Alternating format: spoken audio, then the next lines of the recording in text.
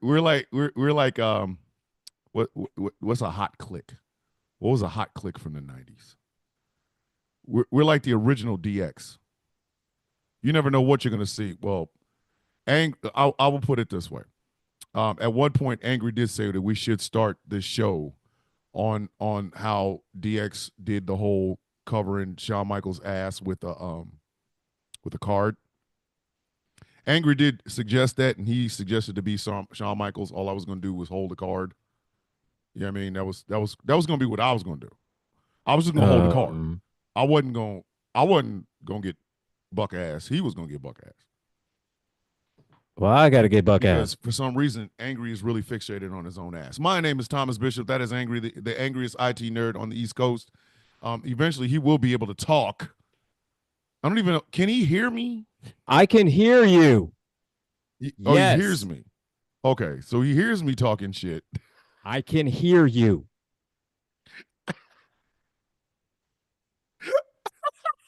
What the fuck is your problem where you can't hear me? You never know what's going to happen. The mic is going fine. We're going to get into some bullshit. You never know what's going to happen. Them Superplex boys are stupid. They ass going to do some shit and get everybody hemmed up. I can't. I swear to God, I can't hear you, man. I swear, I'm serious. Why you? Don't give me that look. I ain't the one that did it. I can't hear you. Hey, I'm like Mystical. It ain't my fault. Did I do that? I didn't do it. I didn't want to do it, man. I ain't the one that did it on him. It's bullshit, man. It's bullshit. Oh, shit. We're having a ball tonight, ladies and gentlemen. It's bullshit. We're having a ball tonight. So eventually Angry will be able to talk, and I'm pretty sure he's gonna jump out the gate with some filth. I'm gonna be at least two motherfuckers before this is over with. The hell?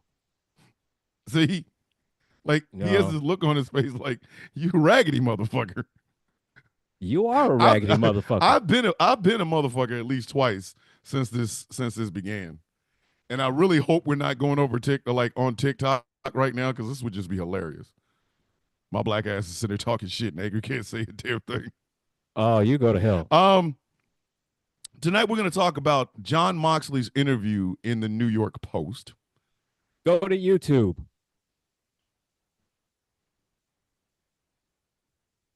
I'm trying to figure it out, man. What are you saying? Like, hold on. Let me make sure it ain't me. My black ass is sitting there talking. Yeah, it's to you. What the fuck? What did I do? What I do, man? We're going to talk about Jon Moxley's interview in the New York Post about this new reset for AEW. Is it too late? Is it too late? Sound is coming through fine on YouTube. You're still talking, and I can't hear a damn thing that you're saying, man. Like, do you gotta leave out and come back in again? Have you turned it on and off? Ha ha ha ha ha, motherfucker. So y'all have to know Angry as long as I've known him for any of this shit to make any sense. Please tell me you didn't send this on TikTok, dude. No, we're not on TikTok. Can you hear me? This is gonna be the Superplex Party where I talk about some shit. Angry just makes faces the whole.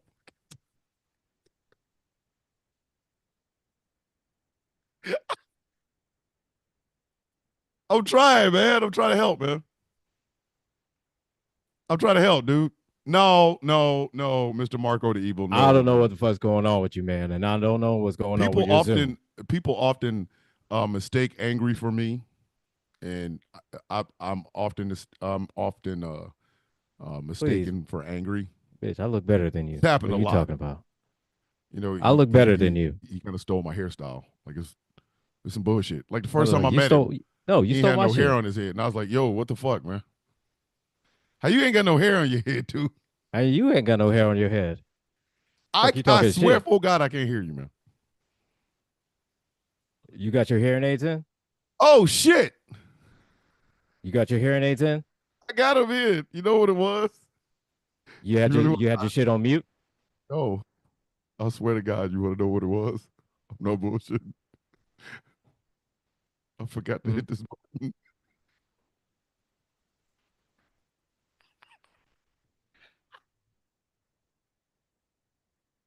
This whole time I'm over here talking shit to him. Mm-hmm. And this motherfucker's like, motherfucker, I can hear you. It's like, can't hear you back though. And it turns out it's all my fault. Uh-huh. Hey, that's me, y'all. That's me. That's me.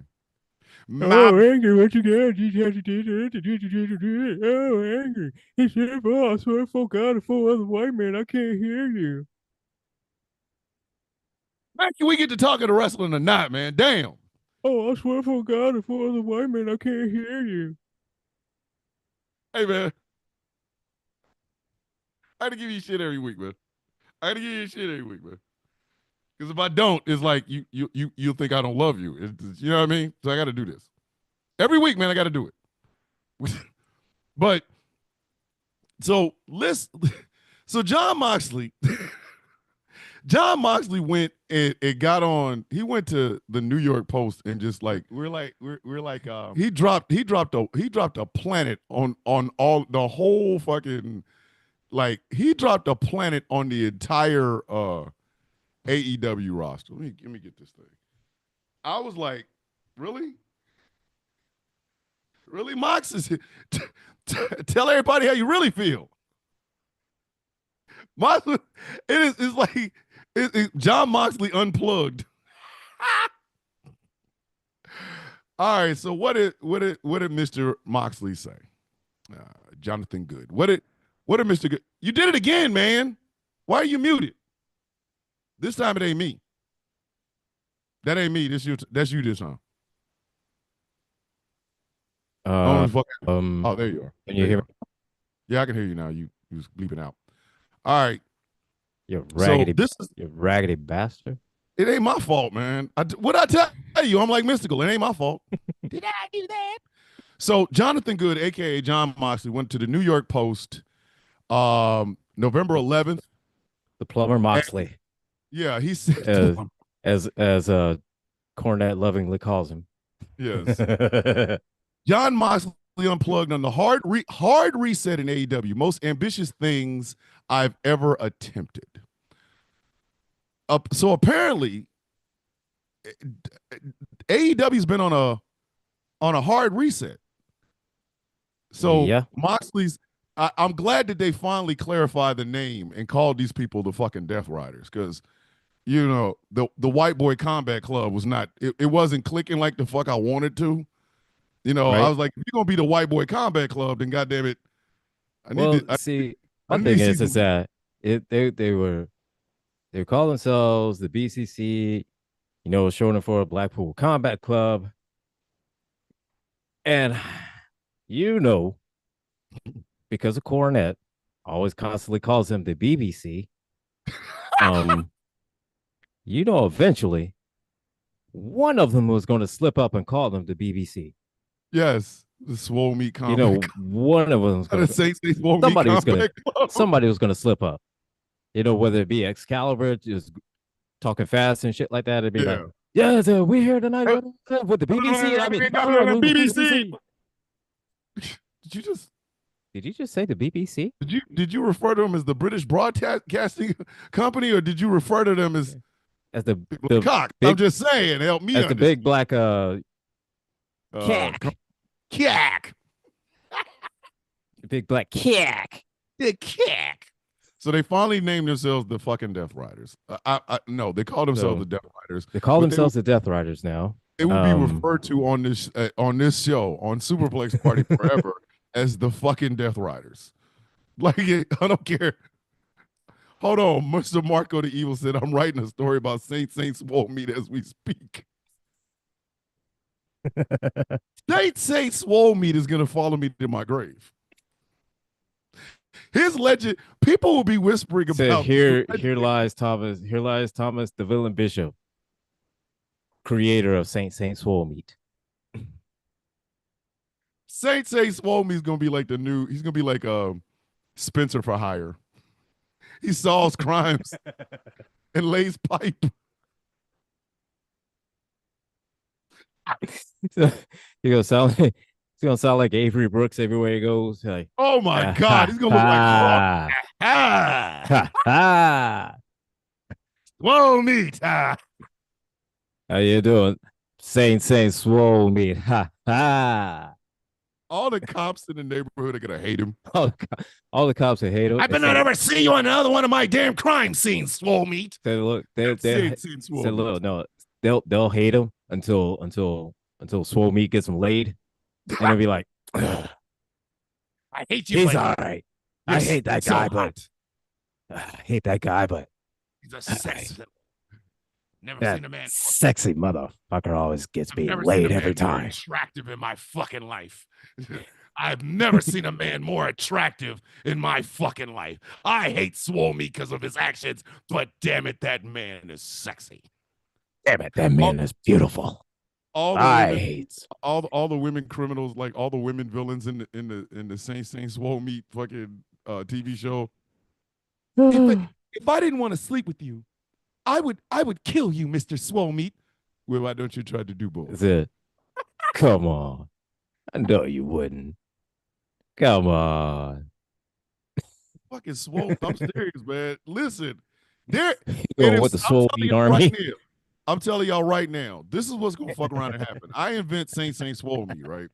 Some jackass who is a writer is going to like completely turn him into a white guy named Sebastian Swole Member, and he's gonna put out a series of books, and it's gonna be called Sebastian Swole Member from like Iceland, and I'm gonna fuck around and sue him because I'm like, motherfucker, that Saint Swole Meat. The fuck is wrong with you? If you don't stop Sebastian Swole, you get the fuck out of here. Okay, so we are live on the TikTok until we get kicked off. So all right, so John Moxley goes to the New York Post and he talks about it. Hard reset. Yeah. Basically, he says, where is it? John Moxley calls it day zero. That day, he walked back into All Elite Wrestling for Dynamite on August 28th in Champaign, Illinois, after a 2-month hiatus to rehab a hip injury he has been wrestling with that made it difficult to walk, because John Moxley's a real man. For him, that day began what he called a, quote, hard reset and a complete restart of the 5-year-old company. So Moxley walks in and said, fuck it, everybody, hey, I like what y'all was doing, but bitch, we resetting.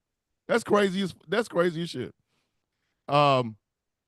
His new AEW is 2 months old. Everything that's happened up until this point doesn't matter.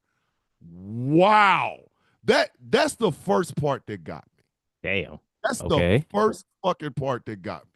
Because what do we have happen over the past before this reset? Like past 5 years, you know, we had a few champions. We had a couple controversies. We had Jungle Jackoff get choked. We had Jungle Jackoff get choked out by CM Punk. We had an MJF World Championship. Yeah, the MJF World Championship. What the fuck? We had a Swerve. We had a Swerve Strickland Championship. That's what I'm trying to figure out, man. What the fuck? So literally Moxley came in and said, hey guys, for 5 years I've been grinding, getting 35,000 5-star matches from Dave Meltzer's sniffing ass. But guess what? That don't mean a motherfucking thing, because today is the new, what the fuck? Dog. If he rolled up and said that shit out only thing I say is Moxley, you ain't Gunther. You really ain't. You ain't Gunther, all right. You can't just say, oh, everything that happened before ain't shit now until me. No, you ain't Gunther. You ain't that guy. You're not. You're not that guy. You're not that guy, pal. You're not that guy, fella. You're not that fella guy. I mean, fella, pal. Said you're not that guy, fella. You're not that fella guy. You're not. He goes on and says, this is day zero. We begin from here, and it might not look like much different right now, but it will, and things are accomplished in small incremental steps, doing little things consistently, and that's how big changes are made over periods of time. He then goes on to say, my quote, my goals going forward are probably the most ambitious things I've ever attempted, Moxley said, And logically on paper, one would say that they would probably be impossible, but we're going to do it. We're going to accomplish those things. That night in Champaign, he told interview and play-by-play man Tony Schiavone in the ring that, quote, "This is not your company anymore." On screen, that means Moxley's new even rougher around the edges character and his new Death Riders faction of Claudio Castagnoli, Pac, Wheeler Yuta, and Marina Shafir. I'm sorry, that's not a setup that gives me any fear. Like Claudio scares the ever-loving fuck out of me, okay? Pac, he just looks like he's built to fuck you up. Marina Shafir looks like she breaks arms for fun. I would say like this. Claudio would get his ass whooped over a pack of ramen noodles. Come on, son. So look, Claudio looks like he could literally just beat the shit out of you. He looks like he could beat you and his meat at the same time. Pac is just built like Pac. Pac looks like Eazy-E. So no, Pac looks like a real life Wolverine. He really does. He really the fuck does. Marina Shafir, motherfucker. Marina Shafir is just scary. Hey, she's just flat out scary. That's Roderick, and that's Roderick Strong's wife. That's his wife. Roderick She's scary as shit. She is. She's scary as shit, motherfucker. But then you get to Wheeler Yuta. And Wheeler, then hold on, wait. Let's go through all five of them. Hold up, wait. Wheeler Yuta looks like he looks like he'd be able to fix your printer.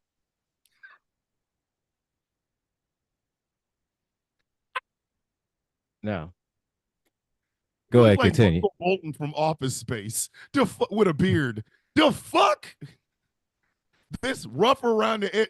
Think about it. John Moxley, Mr. Death Rider himself, Claudio Castagnoli, the French, what do they call him? The Swiss Superman. Superman. Looks like, the Pac looks like the demon himself. Yeah. Marina Shafir, Miss Armbreaker herself, and Wheeler Yuta. Hey, Wheeler Yuta, you need your taxes done, The fuck? Wheeler Yuta, yeah. He looks like a hacker. He does. Yeah. He's the guy in the show. He never gets a weapon, but he damn sure can fuck. He's like, okay, guy, he can fuck hack the computer, motherfucker. Like, so he can't do shit with a gun, but you give his ass a laptop, he'll fuck your world up. Fuck your life up, boy. He will mess up he will have your credit score in the toilet in 15 minutes. So they have you homeless by the end of the week.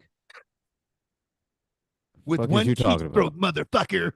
This is my power. I don't need a weapon. I just need a keyboard. Dun, dun, dun, keyboard warrior. Like the fuck? And even then, he doesn't even really need a keyboard like that. He just needs a phone. Yeah, all he needs is a phone and Wi-Fi. That's it. Yeah, phone Wi-Fi 10 minutes. Phone Wi-Fi 10 minutes, and next thing you know, you have no house by the end of the week. It's like, what the fuck just happened? See, that's what happened. You pissed off Wheeler Yuta. He can fuck your life up from a Starbucks. Right. Anybody that can fuck up your life from a Starbucks is not tough to me. Dog, because if I find out that you fucked my life up at a Starbucks, I'm going to beat your ass in the car in the parking lot of that same Starbucks. It is not looking No, look here. And he's the fuck? So no.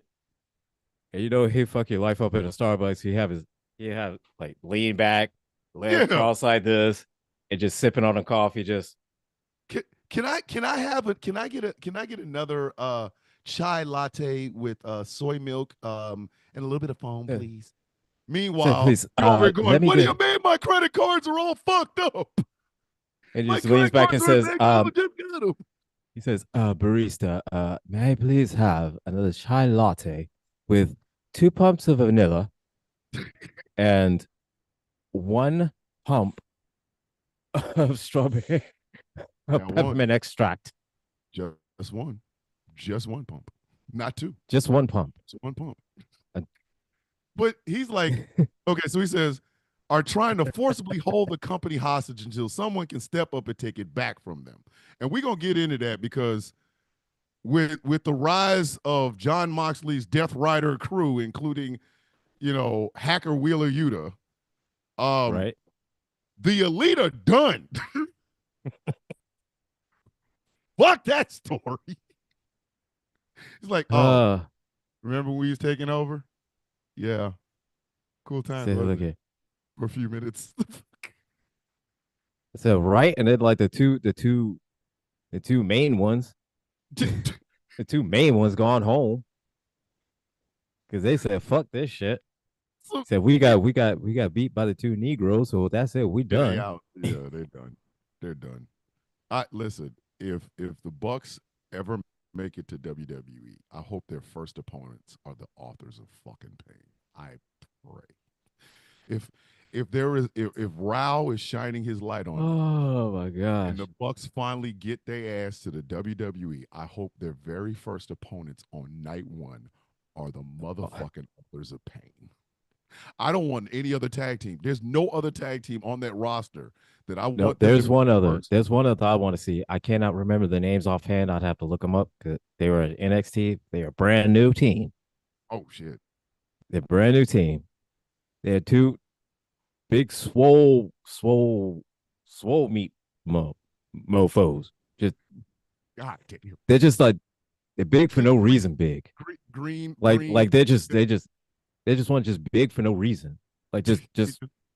I want them big and green. Like I always look at the authors of pain. Like, you know how remember how the Road Warriors were like controlled destruction? They come in, beat the shit out of you, doomsday device, and leave. It looks like the authors of pain are uncontrolled destruction. Like they are one. We missed one move away from putting your ass in the draws category. Like they're gonna send your ass home. They're gonna send your ass home vertically. No, horizontally. You're done. So they're gonna send your ass home folded. They're gonna send your ass. They're gonna send your ass home folded like fresh linen. What is you talking about? Every time I see them do their super collider, I'm just waiting for one of them to miss and just toss the motherfucker right over the top of the ropes. Like, I don't dream much. I'm old.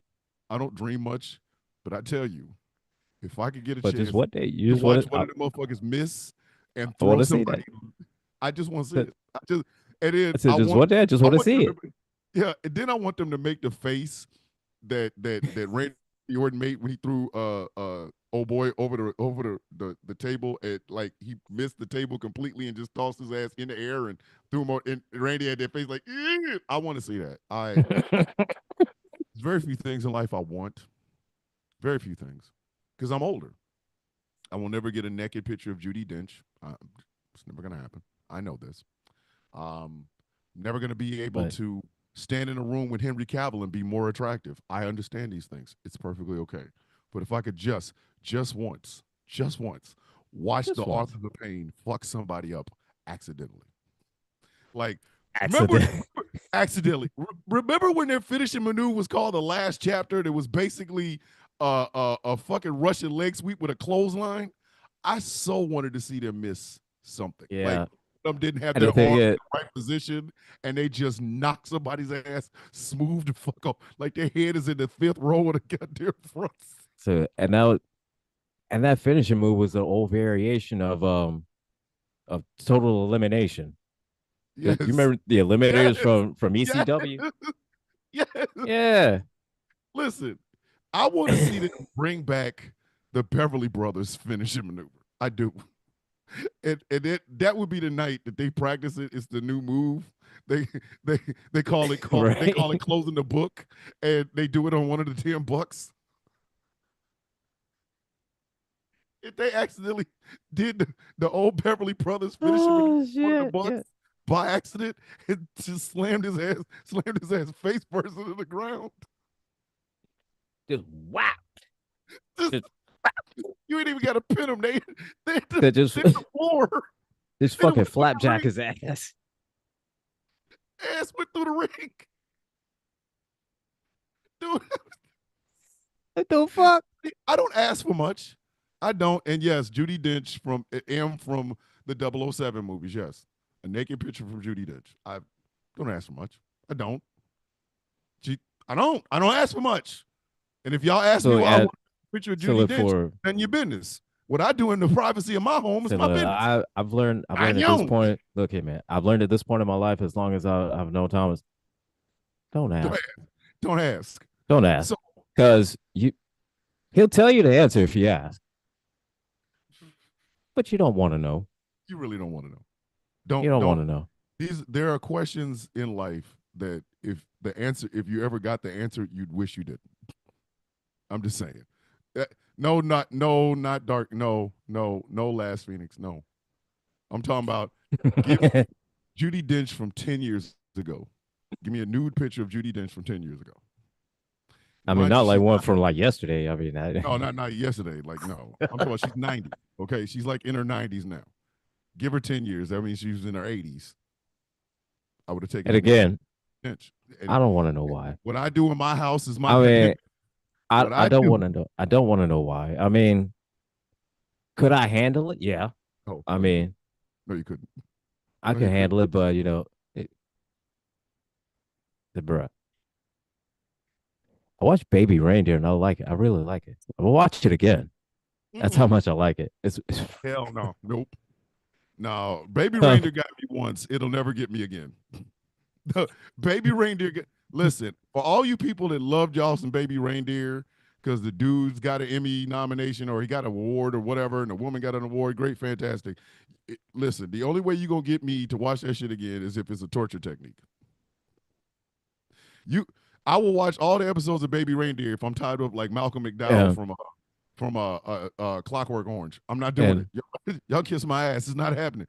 That shit again. I was getting up in the middle of the night going dead inside. Again, dead inside.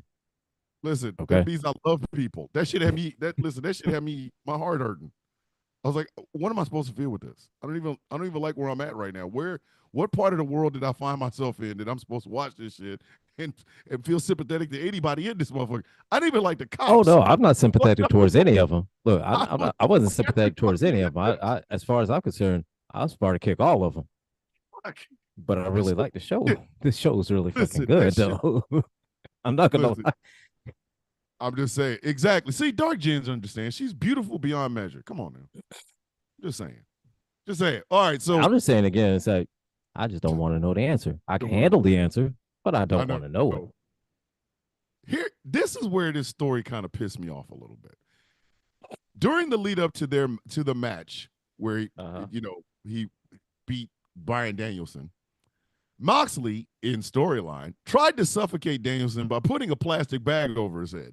And Yuta did the same thing during the post-match attack of the American Dragon at Wrestle Dream, which drew some fans' criticism. Here's where it pissed me the fuck off, right? The whole presentation has been jarringly different and grittier than what fans might be used to in AEW. Are you out of your rabbit-ass fucking mind? We watched a man drink another man's blood on pay-per-view. Right. It was myself, Angry, and our late friend Tony. Tony had to leave, okay? That match made all three of us sick. And then again, the same two bag over somebody's fucking head. Like, these people talking about? The fuck is you talking about? Wasn't that on the same pay-per-view that the same man that was drinking the other man's blood stuck a needle in his tongue, knocked him out, and like fucking? How did he end that match? Like, no, that's how it ended with the syringe in his mouth. The fuck? The whole presentation has been jarringly different and grittier than what fans might be used to in AEW. Listen. AEW has basically presented us Frank Miller's version of wrestling. Frank Miller right now, the guy that wrote The Dark Knight Returns. Imagine his version of wrestling. That's what the fuck AEW is giving us for 5 goddamn years. Them trying to suffocate Danielson with a fucking bag was not gritty, bitch. That was just over the motherfucking top. At that point, we was like, okay, just kill him. And it's like, just fucking shoot him. Here's the thing, man, and at this point with AEW, you can't get. Can we really get? You shouldn't be surprised. You can't get any more gritty without having the OnlyFans. I'm sorry. Seriously. You can't get any more gritty than what AEW's already done. Then unless you have an OnlyFans subscription, right? Or some bullshit, right? Or you see the ass on the hub. Like, come on, man. Like, come on, man. Like CM and Punk, don't get me wrong. And CM Punk brought back blood, and he bled, and Dean and Drew McIntyre bled, and everybody was like, "Oh my God, blood's back!" Cody's bled, The Rock, Cody's blood on his chest, and we were like, "Wow, WWE's bringing blood back." AEW's like, "Bitch, watch my hold my beer." Hold my beer. John Moxley used to bleed, opening up a bag of potato chips. John Moxley, look at man. John Moxley would just bleed just from walking to the ring. What the fuck is you talking about? Literally, he would start bleeding at the gate. He would come in the building. Say, look, gotta drive fast and park this car. I'm about to bleed, motherfucker. Like he'd wake up in the morning bleeding. The fuck? I know. What the fuck? I know Renee Paquette is like, if you bleed one more fucking time on my fucking sheets, you sorry son of a bitch. I know Renee is just like, God damn it, John. Again with the fucking blood again. John, I went in the bathroom. How'd you get out of the shower bleeding? How is that possible? But this putting a bag over Danielson's head was gritty. Get the fuck. Isn't this the same company that Darby Allin took a dive off of a ladder on some glass? Glass. They have a guy that wants to end it all, but is too coward to do it the old-fashioned way. So he jumps off of shit on the other shit. The fuck are they talking about gritty? It was so gritty. And here's the thing. That same dude. I couldn't believe it was gritty. They look at man, that same motherfucker, Darby Allin, his finisher, all it is just a trust fall. It's a trust fall. It's a trust fall. Like, come on, man. Ladies and gentlemen that are listening and watching, when you go to couples therapy, they will make you do a trust fall. Now, imagine a trust fall from 15 feet up in the air. That's all Darby Allin's finishing maneuver is. And then they call it, it's not the trust fall, it's not the dangerous Darby. No, it's called no. It's called the coffin drop.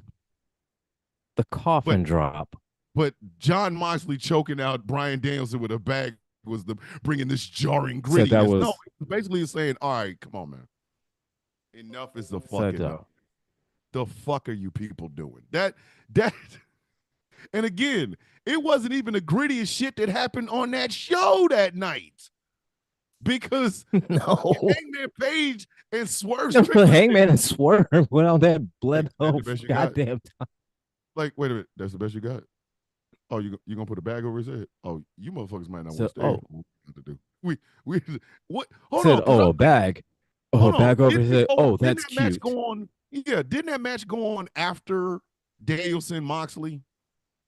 It did, didn't it? After Danielson. Oh yeah. Swerve and Hangman. It was the fucking main event they got. It was the co-main event of the fucking night. So I know Danielson's being wheeled back and Moxley's back with the belt. And I know them motherfuckers were sitting there going, man, we really tore it down there. And I know fucking Hangman Page and Hangman Page and Swerve. Hangman and Swerve were like, oh, that's cute. That's cute. Oh, I might want to leave. What we about to do in this fucking ring, this is no longer wrestling. We just gonna fuck each other up. Just go home. Go home. And this is they said they probably looked at each other and said, you remember last time when I drank your blood? Yeah. Yeah. How do we we're gonna have to think of something else to do to top that. What are we gonna do? I got one. I think I got an idea. Let me so this is what we do. All right, so this is what we do, right? I want you to take this syringe. I want you to stick it in my mouth. Okay? Oh, no. I know how that match ended. He fucking stuck a syringe in his mouth and then fucking mollywopped him with a chair to the head. It's so pretty. But no, yeah, that match was officially done after the syringe went in his mouth. The chair shot was just for Hangman. Yeah, at But that point, it was just like, come on, but the dog. ref called and said, match is over. Swerve is out. Yeah, he's like, no, no, he's not out. He's not out till I say he's out. And what did he make sure he was out of? Fucking Wow. excuses to watch He this was out. show. He made sure he was out of excuses. He made sure he was out of blood. He made sure he was out of time. He made sure he was out He of made spit sure in that his motherfucker mouth. was He out of. made sure he was out. He made He sure was he out was of the out of line. gas in his car. He was out He of the made line for donuts. He was he out of made the line. sure he made sure he He was was out out. of the line for the COVID shots. He made sure he was out of What line are for they talking about? grocery for buying groceries. He made sure he was out of line at the bank. But let me go ahead. Let me continue. It's like behind the scenes for Moxley, the restart and his storyline are a chance to bring up as much of the other talent around him to build something even more sustainable for the company moving forward. He wants AEW to be a place, quote, not just about putting on great wrestling shows, but that makes great people. Hi, we fucking said this 2 years ago. I want all of you AEW apologists to come to us and apologize to us, because is this not what the fuck we've been saying about this company for 2 fucking years? Great matches, but I couldn't possibly tell you who the fuck was in it and why should I fucking care? I know Dave is going to bend over and start yanking galaxies out of his ass so he could just throw all the stars at it, but it don't mean shit. Great matches that don't mean a motherfucking thing until like literally they're over the next week. They're over the next fucking. And like I've always said, I watch AEW. I love the matches. They put on really great matches. They do. Not gonna lie about that. Their storylines, that's where they could use some work.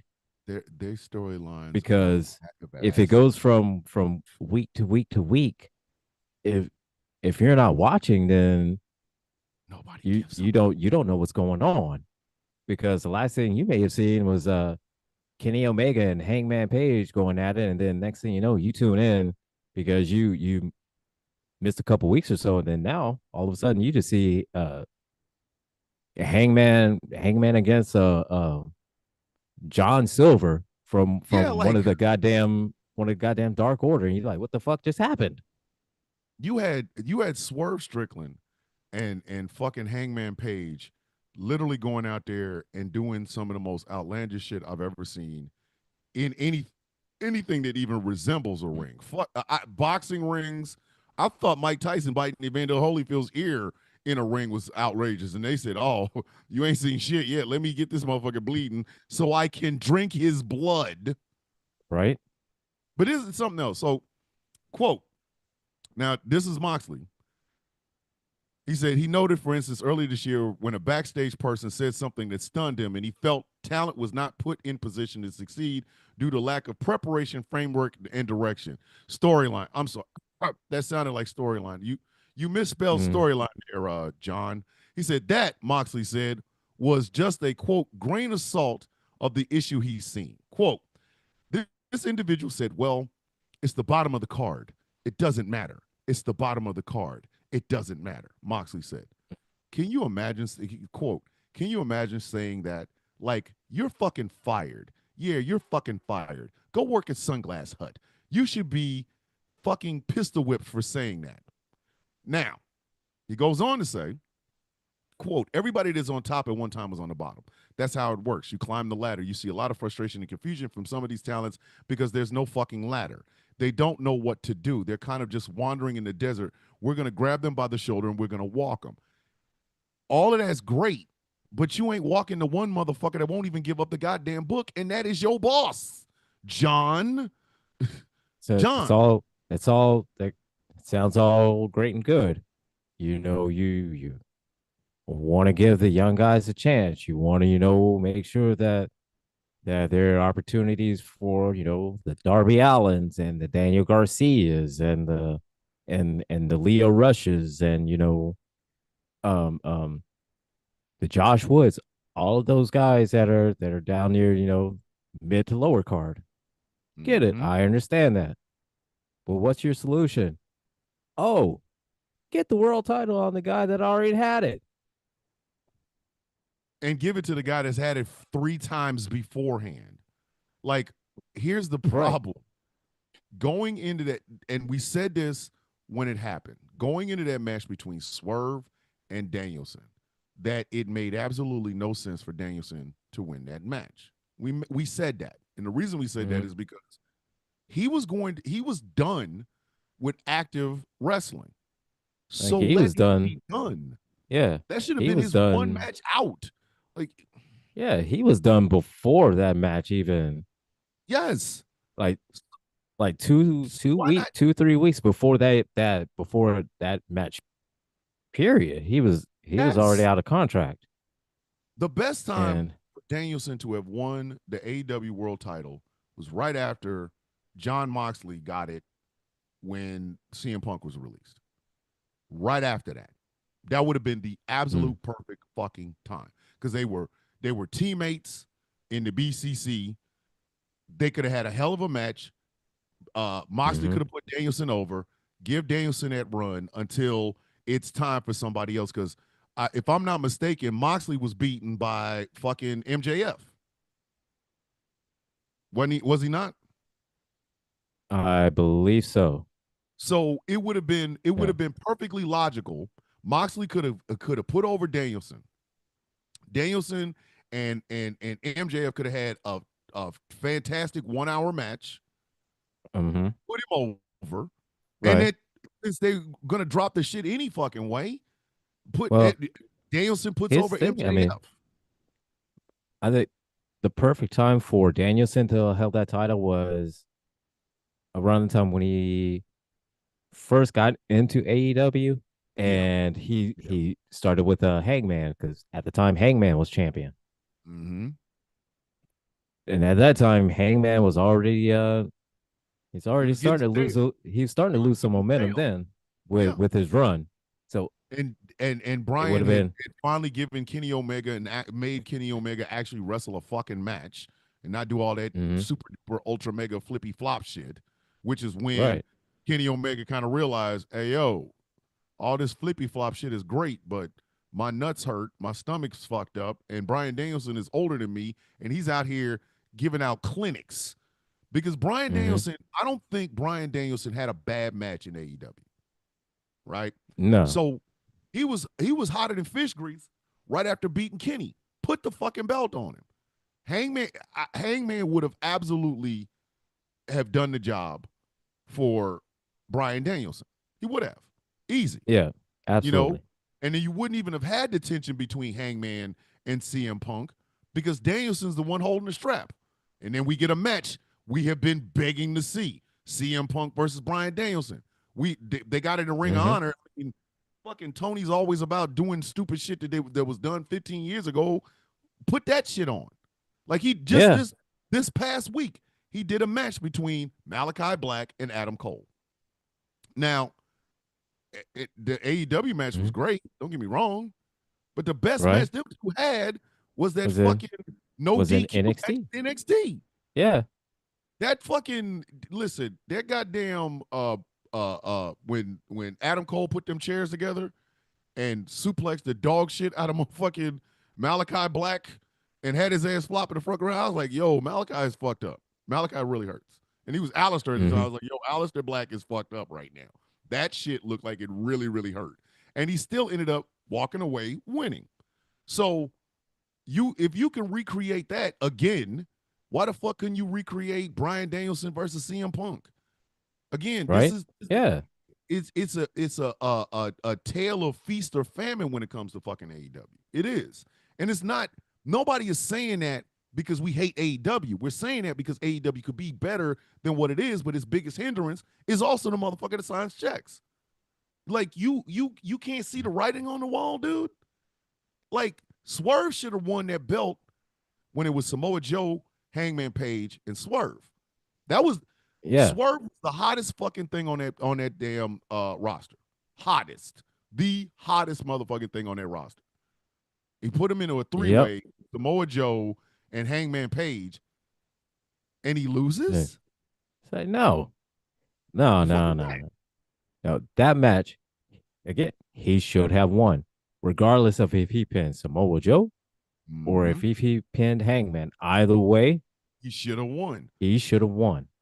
But like, it's funny. It's funny as fuck that Tony Khan reminds me of that dude on that Geico commercial with the fishing hook. Ooh, you almost got it. It'll be quicker. That's Tony Khan. A little bit faster than that. Gotta be a little bit faster than that. Like, timing is up here with good storylines, and Tony Khan keeps missing them. And I'm like, oh, you gotta be quicker. Yeah, whoa. Like, dude, read the fucking room if you don't do nothing else.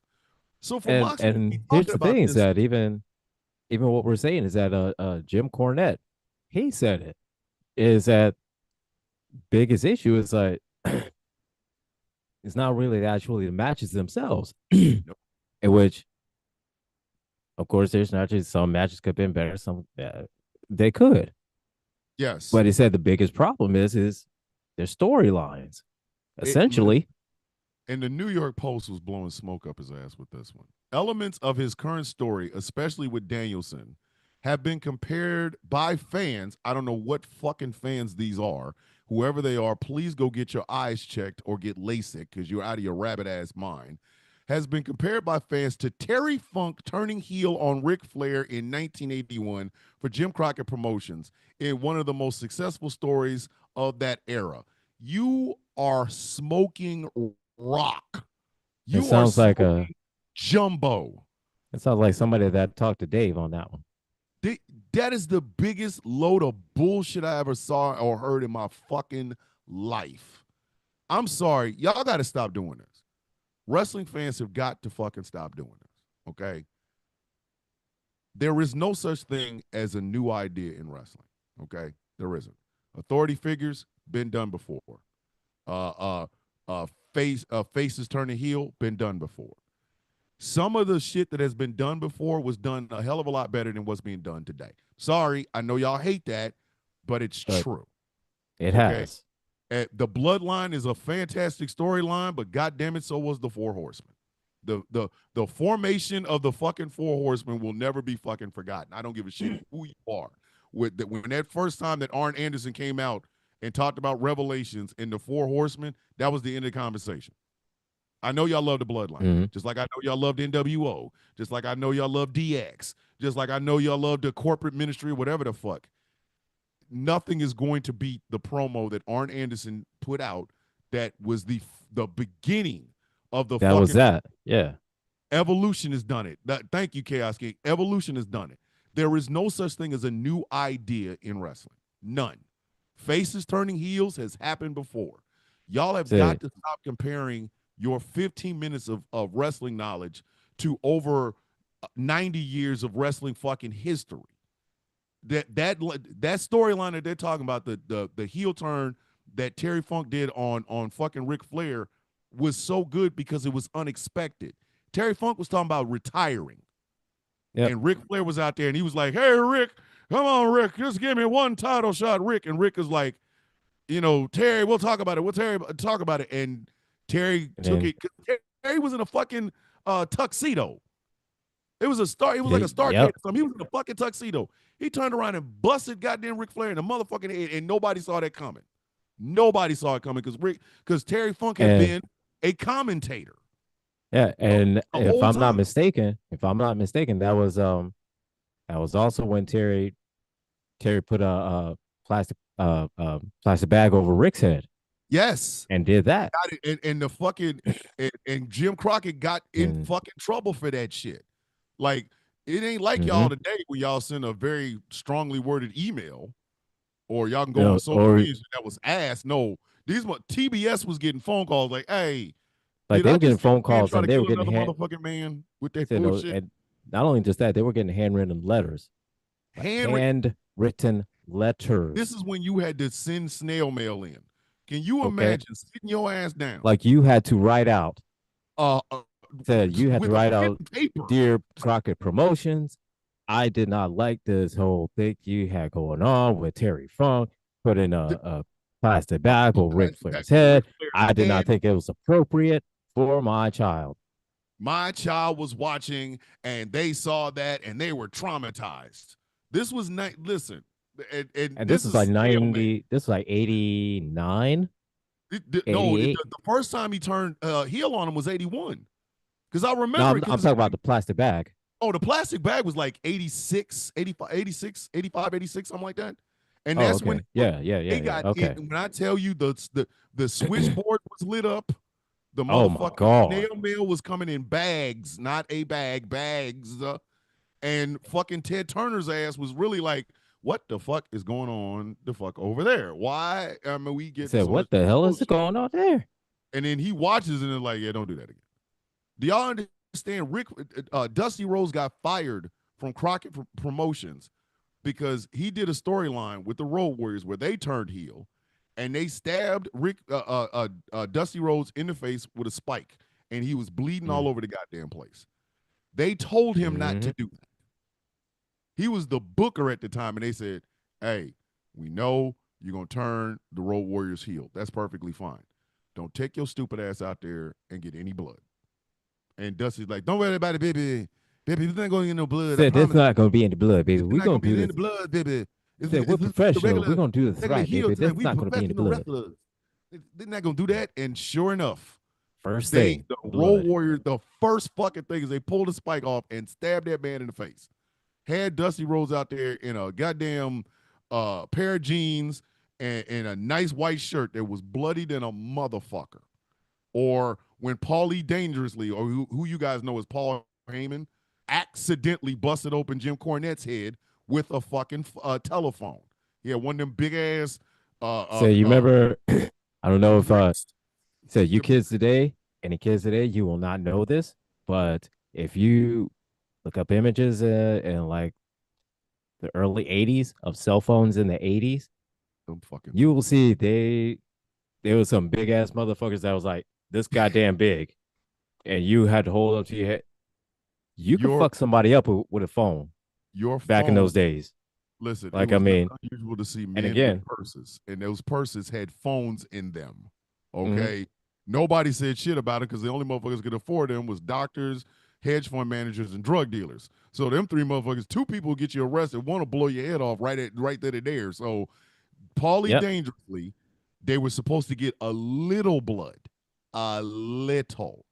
He missed and hit Jim Cornette square in the fucking forehead and had his shit pouring. So the fact that y'all think, oh, well, this is reminding me of Terry Funk and Ric Flair. The fuck it does. No, it doesn't. It reminds you of fucking Bryan Danielson and goddamn John Moxley. Y'all got to stop that shit. Y'all have got to stop that shit. I'm telling you, ask any old wrestling promoter, any old wrestling booker, any old wrestling fan. There is no such thing as a new idea in wrestling. It is rehashed shit, and it's been rehashed long before some of you motherfuckers even came into the scene. AEW's not doing anything different than what's been done in FCW.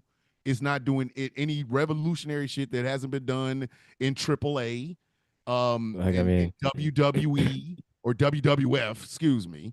It's y'all ain't. They gotta stop that. It's not. It's not a new thing. No, it's not a new thing to see. Tag teams that are brothers split. Have matches against each other, and go back to tag teaming again. That's not new. That's not new. So don't think that. So don't think that Jimmy and Jey Uso. Oh, it was such a big thing because they split and then they had a.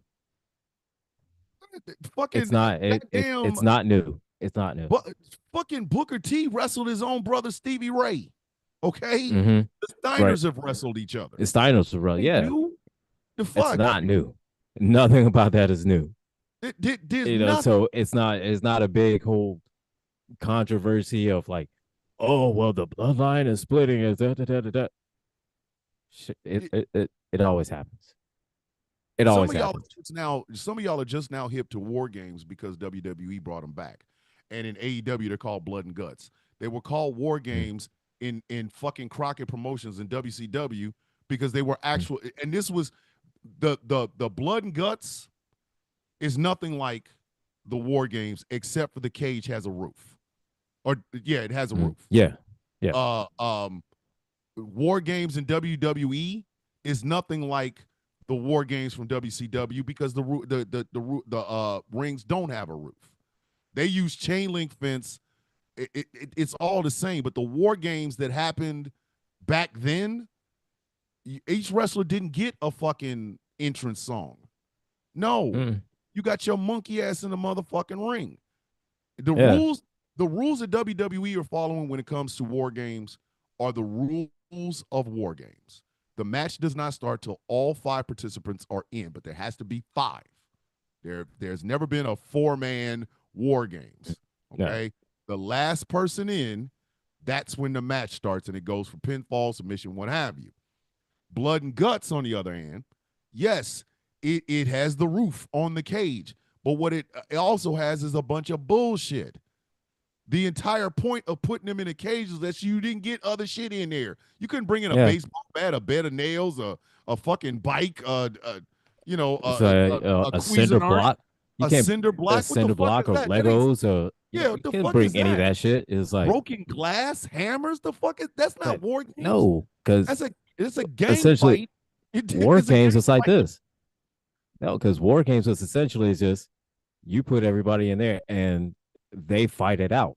Yes, fist on fist.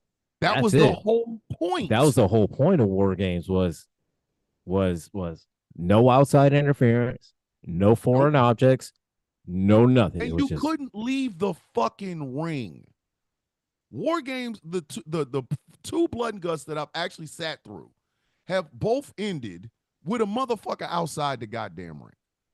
That ain't what it's like. How what that completely just negates the ring. Like you got a cage with a door and a roof.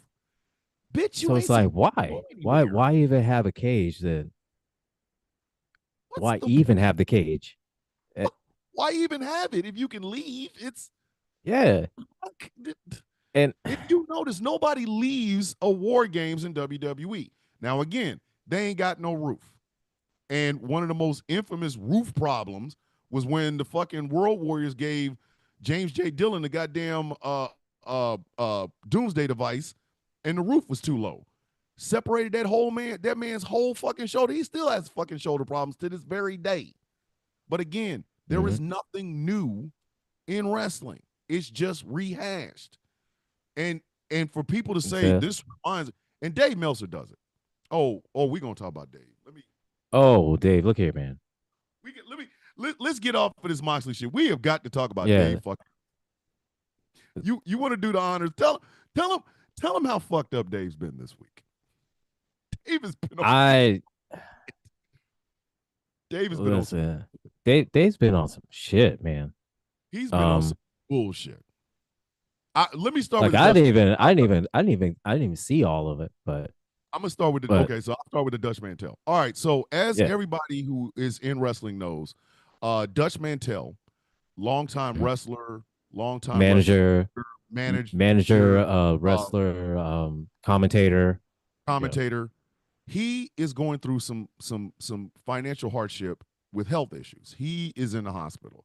His wife is also in the hospital. Well, not in the hospital, but she's there with him, helping him take care of him and whatnot and everything like that. So, but she's also got medical issues, real bad medical issues, and people within the wrestling community showed love because Dutch Mantel is a legend in wrestling.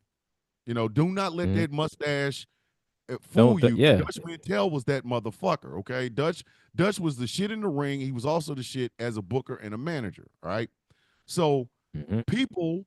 Like I said, people showed love. They donated money. Chris Jericho donated money. Tony Khan donated money.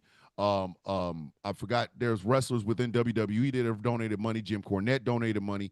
People around the wrestling community donated money, right? Dave Meltzer decides to talk about this. Now, one of the other things that Dutch Mantell is known as. He is a harsh critic of AEW's product. He is. But he's earned the right to be a harsh critic of any wrestling product. If Dutch Mantell listens to this show and reaches out to either one of us and says, hey, your show could be better if you did this, that, and the third, we're going to take it as, yes, sir. And say, hey, yes, that's exactly what we'll do. Thank you, Mr. Mantell. Thank you. We appreciate that. At least you're listening and you're giving us feedback. We are going with it. Yeah. Dave's punk ass. And this pissed me off. This really pissed me the fuck off. Dave, when he talked about this in the Wrestling Observer, decided to say that Dutch Mantell, who is a harsh critic of AEW, the company, and Tony Khan, hey, man, nobody needed to know that. Nobody fucking needed to know that. You fucking troll. Do y'all? So he had to make sure. He had to make sure he snuck that quick little dig in there. Just he had to. Like he mentioned that Chris Jericho gave money. He mentioned that Tony Khan gave money. He didn't even mention that Jim Cornette gave money. Jim Cornette and his wife Stacy both donated to Dutch Mantell. But Dave, in his little petty assness, didn't even bother to say anything about that. And then while he writes this up, he has to get this little dig in that, Dutch Mantell's been a critic of AEW. I'm going to say this for Dave. I'm going to say this for AEW fans. And if Tony Khan is listening, I'm going to say this to you. If you do not want us to critique your shit, shut your goddamn doors. Shut them down. Shut them the fuck down. Okay? Shut them down. If you can't handle corrective criticism, we're not even talking about I hate the way that you walk, the way that you talk. We're not even talking about some Kendrick Lamar euphoria shit. We're simply telling you your wrestling could be better. Your company could be better if you ran it better. And that's all Dutch Mantell does. The man's been in fucking wrestling for fucking 60 years, for fuck's sake. Like, come on. And so, I mean, here's the thing. And just like I said, we're not telling you, oh, this sucks. We hate this. We hate that. No, we're saying this. We like the matches. We like who you got as talents. They are extremely talented, very talented. They could put on 5-star classic banger matches every day of the week. But without the good storyline to go behind it, then it doesn't mean shit. What? It doesn't mean a motherfucking. How am I? And I'm just speaking as a fan, not anyway as any type of critic or trying to be any kind of journalist or integrity, anything like that. Nothing like that. It's just strictly as a fan. That's it. How am I supposed to connect and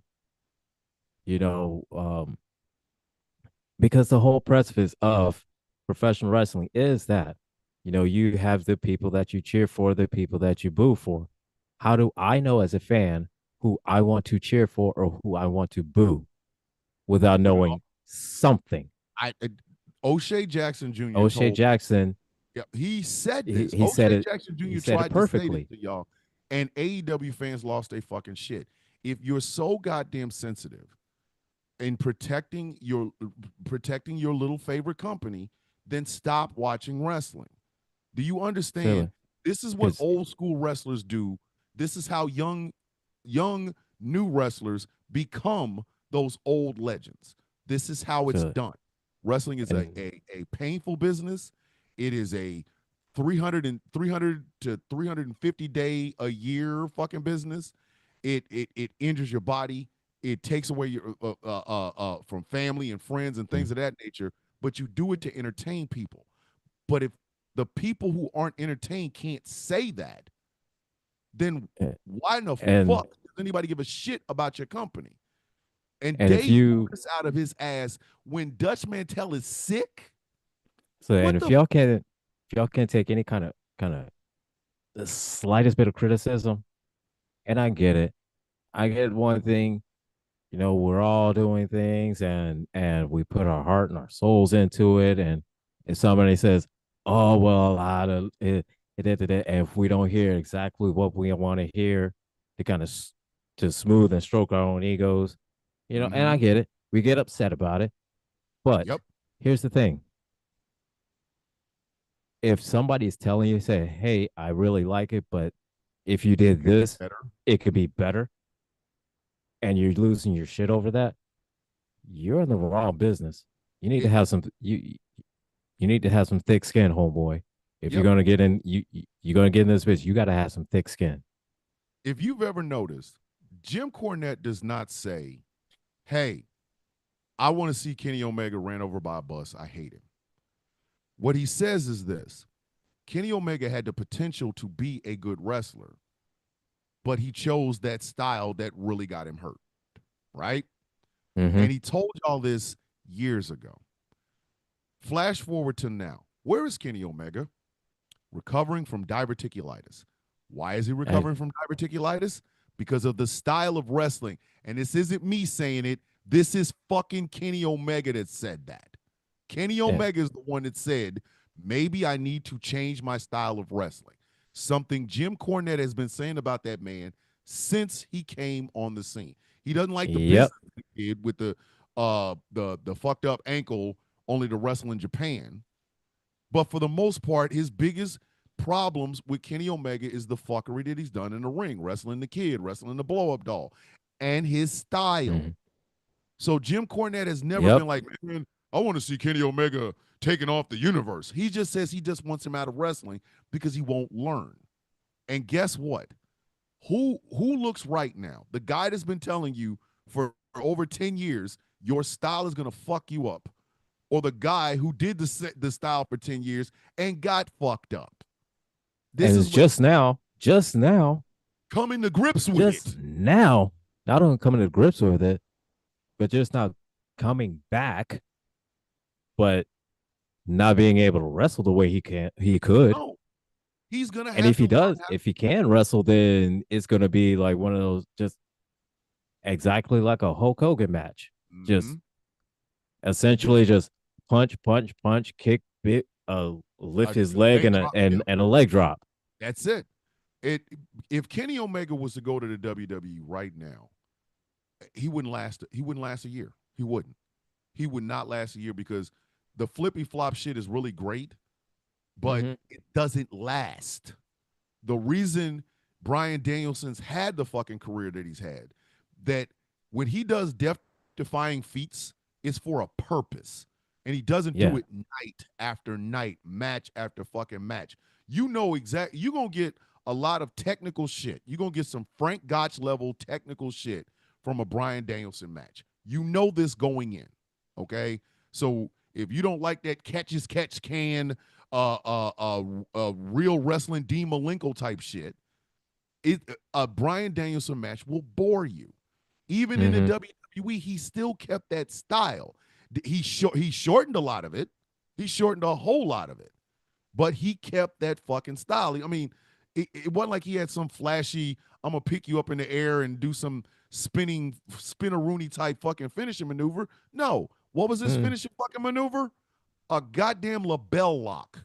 A crippler crossface. And he was able to last this goddamn long, even with doing them dumbass flying headbutts that everybody told him not to do. But yet it's still, nope, can't listen. Got to do it. Can't listen. And when Dutch Mantel, when somebody of the stature of Dutch Mantel, or better yet, I'll just go ahead and open it up like this. If Tony Atlas criticizes AEW, y'all need to shut the fuck up and listen. Shut the fuck up and listen. Because Tony Atlas was doing it when some of y'all was the sweat on your father's biggity balls. Okay? Dead ass. If Tony Atlas, you know, I really like that boy Swerve, but wish he stop flipping and flopping. Maybe he need to learn how to get a ground game. If Swerve Strickland heard that and took offense to it, fucking Swerve's an idiot. Okay? They've got I watched Busted Open today with Dave LaGreca and Billy Ray. And Billy Ray was saying this. With the wealth of knowledge, wrestling history that AEW has in that backstage, why the fuck are they still out there doing stupid shit? Why hasn't somebody snatched a knot in Darby Allin's little ass and said, all right, dog, We get it. So look at you could have to change your whole fucking style up. Bro. You got to do something. Like you want to do this whole death defying all that shit. Like save that shit for pay-per-view. Please. Okay. When you go on a television match on a fucking Wednesday night, boy, learn how to wrestle. Learn how to wrestle. Learn how to literally put together a good match that gets people interested in what the fuck you're doing. Stop this. I'm going to jump through glass or I'm going to jump through, a pig's ass or whatever the fuck. Yeah. Stop this shit. Do you remember when he did that damn cannonball jump from the ring into the fucking crowd on MJF? So look at man. I remember him. So no, MJF, and he could have hurt everybody in the first two rows of that fucking thing. And everybody's like, well, that was the match of the night. Why? Because they jumped into the crowd? No, I remember when his ass got tossed into the ropes by Powerhouse Hobbs and Konosuke Takeshita. Mm-hmm. And he almost broke his neck. Yes. Because he got flung into those ropes. And he's like, yeah, go ahead and fling me into those ropes. Like oh, the fuck? This is the same dumbass that got into a fucking body bag filled with tacks and then had fucking Murder Hawk pick him up and throw him over the top rope onto the fucking the stage. For what? Like, for why? What in the fuck is the point of that? And this is where a lot of people have so much shit to talk about with WWE. And mind you, WWE has its own problems. It does. Way too many scripts. Mm-hmm. Because a lot of times it goes at too slow of a pace. Too slow. Some angles it goes at way too slow of a pace to where it loses steam. Some teams, they're not trying to tag teams that just 5-minute classics. They're trying to get you, hey, this is a big buildup. So Drew McIntyre and CM Punk in a cage, yes, it's gonna take up a whole lot of motherfucking time. Yes, because it's built up that way. This is the third in a trilogy. Okay, so yes, it's built up that way. But for a regular Wednesday night, hey, Darby, let's put you in a body bag and throw your stupid ass over the top rope. What did that accomplish? So then when you do get to the pay-per-views, what the fuck do you have? What else do you got? After you seen a man get in a body bag and get thrown over the top rope, what's next? Oh, I know. A cannonball from the ring to the motherfucking crowd. And that's the shit that people like Dutch Mantel are trying to tell you. It's not because they hate AEW. They're haters of AEW. They're saying like, look, obviously don't understand what wrestling's supposed to be. No, they're basically saying like, look, that is dangerous. Really, it's dangerous as shit. Obviously, y'all don't understand that shit. Y'all are sitting around going, well, they hate AEW. No. Wrestling is about the guys in the ring or the women in the ring taking care of each other.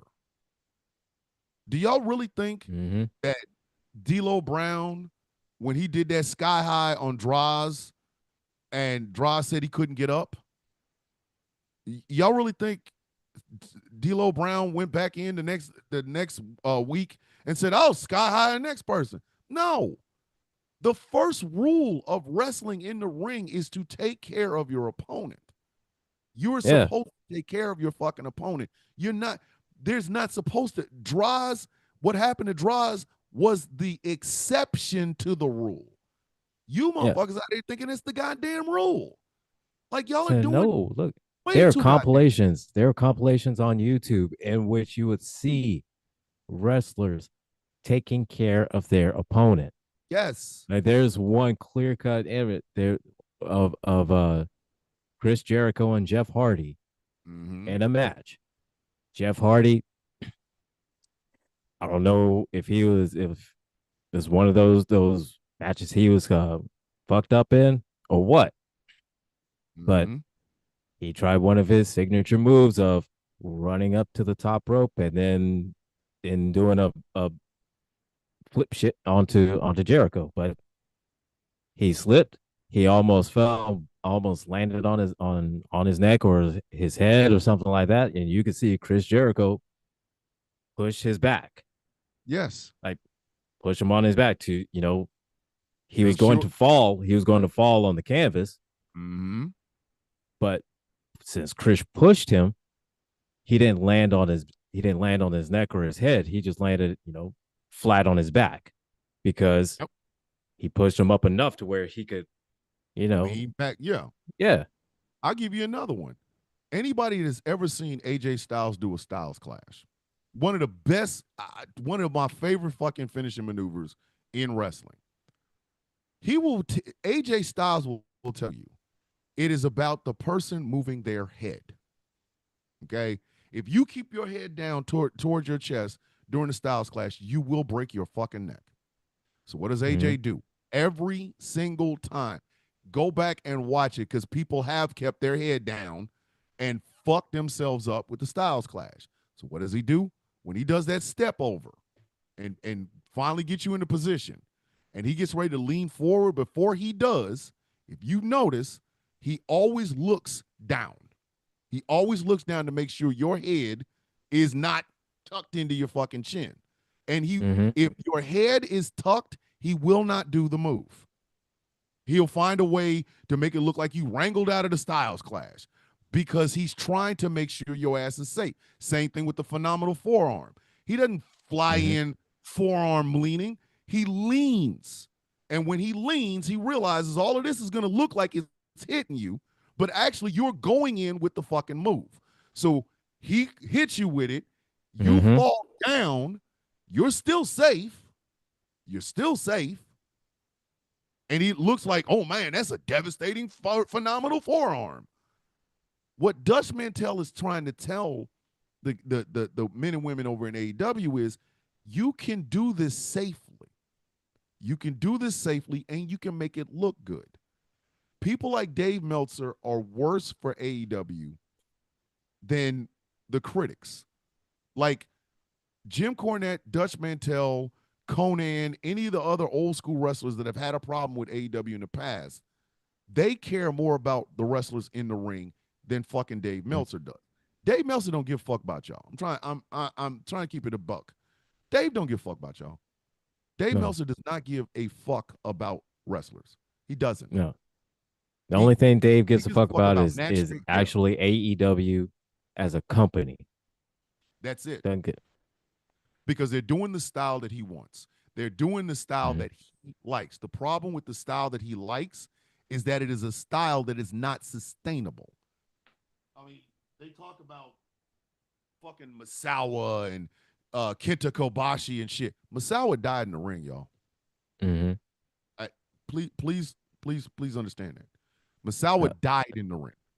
Died. And massive fucking heart attack from years of taking that punishing ass style that Dave gets chubby over. Misawa died in the ring. Maybe we should. Here's you know the thing. what? Maybe we should do that. Hey, Dave, Misawa died in the ring. Which? Well, see, and here's another one. Here's another thing. All right. Adam Copeland, Edge, all throughout WWE. No major injuries or anything like that. I mean, he had neck surgeries and shit because he does a spear. Yeah. Well, I mean, neck surgeries like that, and forced him to retire. Yeah. But then what happened? He came back, and he had another good run. Soon as he gets into AEW, after a few months, he decides his dumbass he's gonna go up on the top of a cage and then jump off. Because why? Because AEW. Why? I'm so serious. Why? Can somebody explain to me why a 48, 49, 50-something-year-old Adam Copeland, husband and father of 2 daughters, had to get his ass on the top of a cage and jump? Why? What was the fucking point? Awesomeness, you talking to, I don't know, and you're probably talking about me because angry doesn't piss off anybody. I don't know who you are, so I don't really.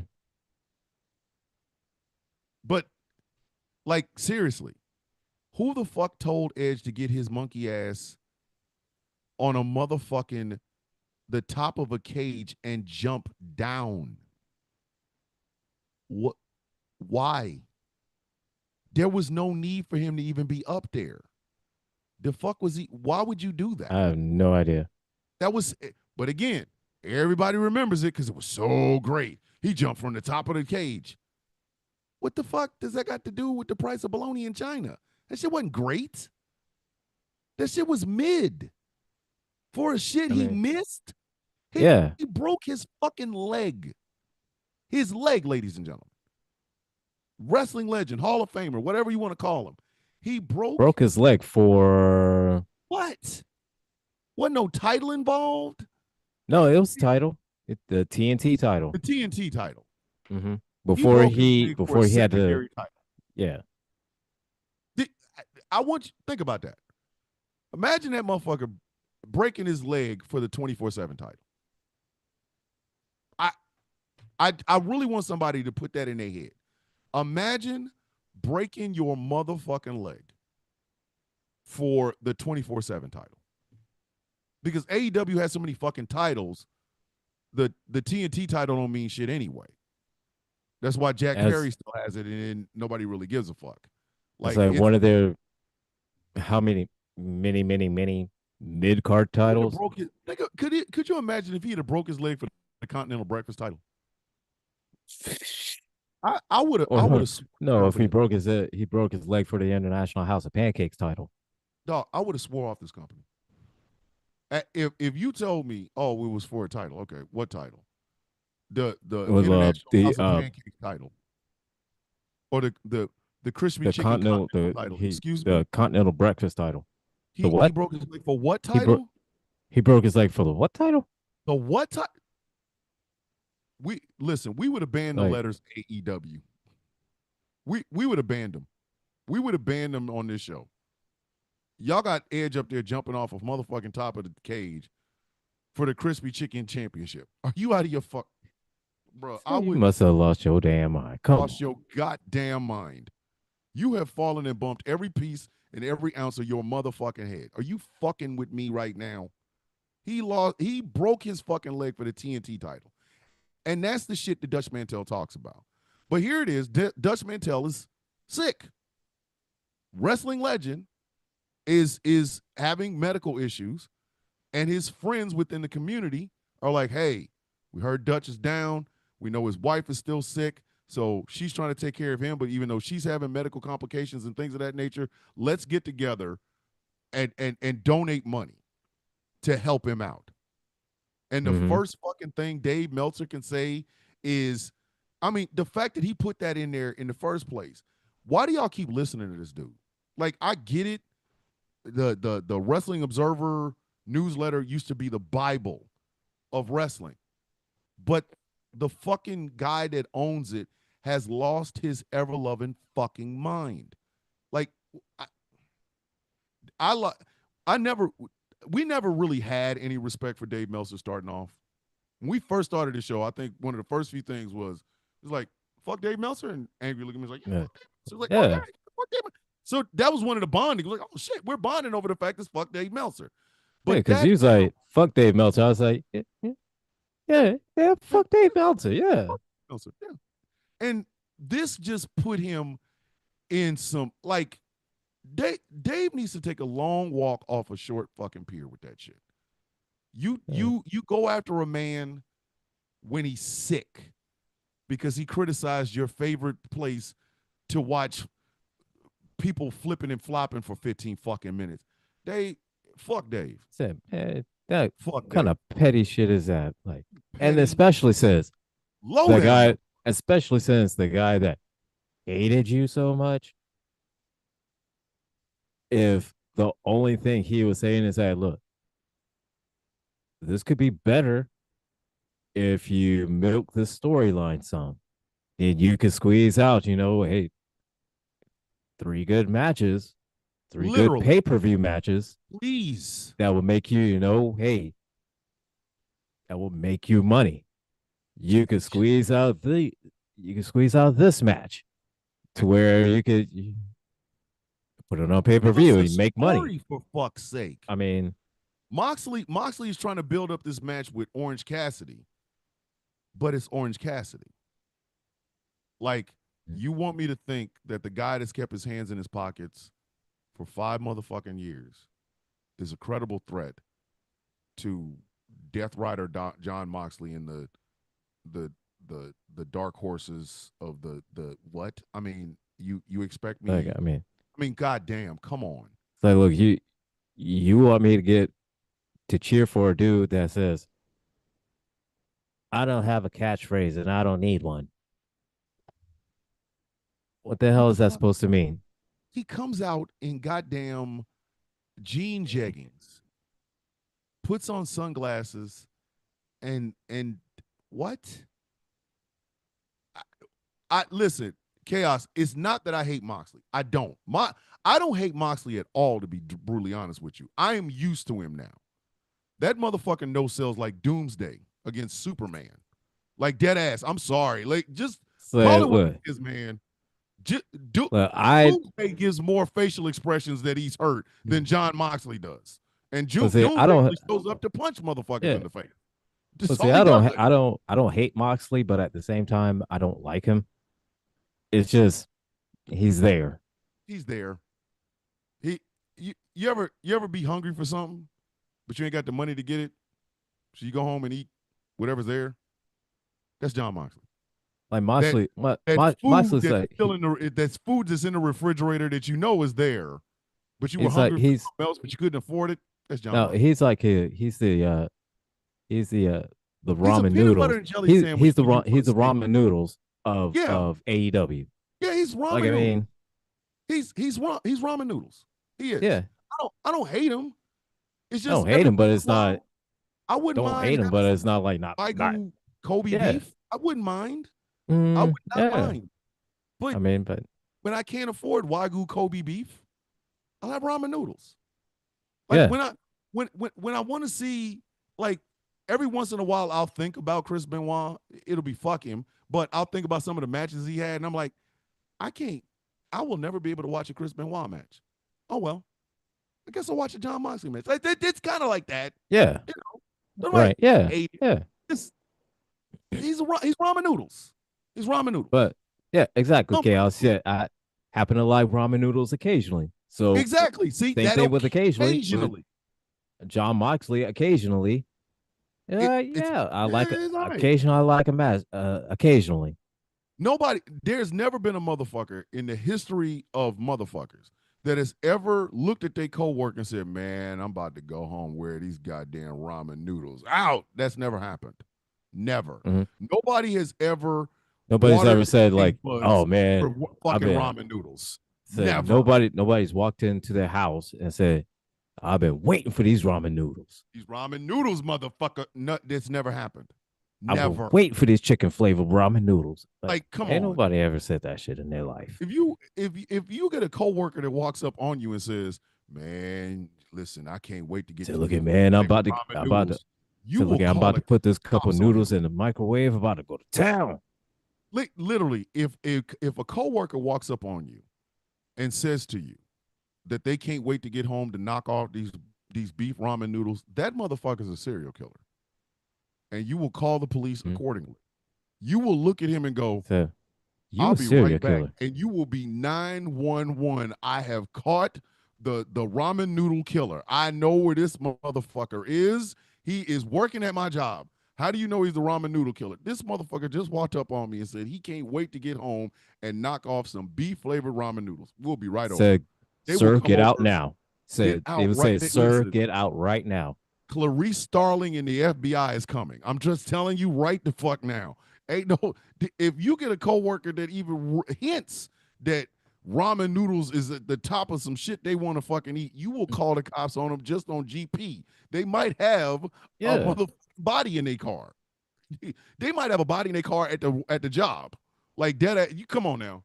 You will leave. Like, wait a minute. What did the fuck said, did you wait, just say? you just say, wait, hold it. You just say you just say that you want these ramen noodles. Not only that you want them, but you looking forward to them. You can't wait to eat them? Oh, dog, I'll be right back. You will tell give me just a second. Give me a few minutes. I'll be right back. Don't move. You will tell your supervisor look at man, lock this whole building down. The ramen noodle killer is in this motherfucker. How do you know? So no, look here, man. You hear something like that, you walk up in the corner and start and pick up your phone like a Karen. Just like your wife calling the police on black people. Say, listen, I don't know. I don't know if this is relevant or not, but I'm over here at my job and the person I work with said he looking forward to eating some beef flavored ramen noodles. Bruh, I'm telling you, Clarice Starling and the fucking FBI are coming. They're gonna tell y'all, don't nobody make any sudden moves. We've caught him. And I'm trying. So everybody just act natural. Act natural, please. Don't make any sudden moves. Listen, because if you do, go to your motherfucking supervisor and tell him in a heartbeat. The FBI told us to act natural. But they think they've caught the ramen noodle killer. How do you know? It's the motherfucker down there said he's the one that says he can't wait to ramen noodles.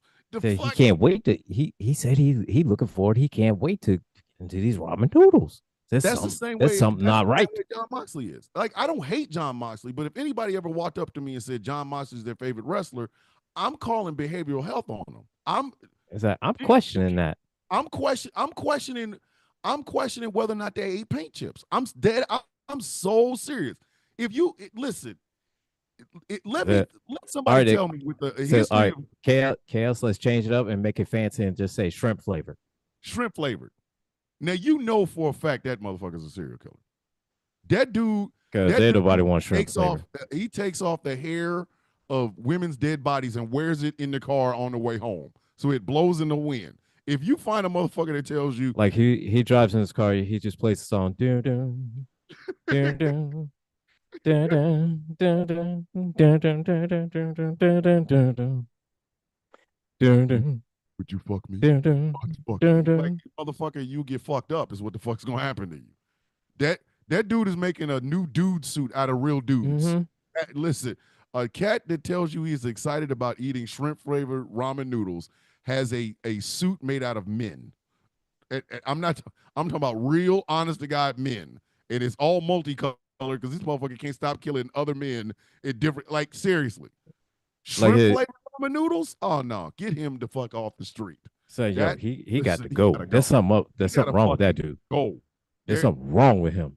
It's one thing to say that you'll eat the motherfuckers. It's another thing to say that you're excited. If you're excited, bitch, I'm calling the FBI. You are a terrorist, sir. Sir, where's the bomb? That's all I want to know. Where is it? Sir. Why are your fingerprints burned off? Hey, look sir. You got a dead man switch in your hand, don't you? Don't you? Listen, as soon as he tell me some shit like that, I'll be like, give me your phone. Give me your phone. Why? Because I'm pretty sure that's a detonator. Give me the goddamn phone. Give me the phone. Give me your phone. Give me your phone. Give me your phone. Oh, it's a flip too? Oh no, we have flip phone. Oh no. You like shrimp flavored ramen noodles and you got a flip phone? Man, get your ass out of here. No, you got to go directly. Osama been the fuck up out of here. You been gone is what the fuck you gonna be. Get the fuck. And that's how I feel about Moxley fans. Like, little kids can come up and tell me, John Moxley's my favorite wrestler. And I go, okay, kid. Okay. All right. You'll meet a girl and that'll be fine and all that'll be out of your system. But if a grown man comes up to me and tells me John Moxley is his favorite goddamn wrestler, I'm calling the cops on him because he's got a body on him, at least two. That motherfucker, he's not right. He's got a pair of feet slippers. There are slippers made out of real human feet. I'm not bullshit. Mm-hmm. Puts his own feet in another man's feet. I'm dead ass, man. Pete Hexer, meanwhile, he's a combat veteran, unlike you. Hey, I am a combat veteran, you simple son of a bitch. I am not. I've not been in the military. I'm not a combat vet. Exactly. I am a combat vet. Afghanistan, 2010, 2011. Combat vet, motherfucker. It's like First Men in Black when a big ass bug in the man.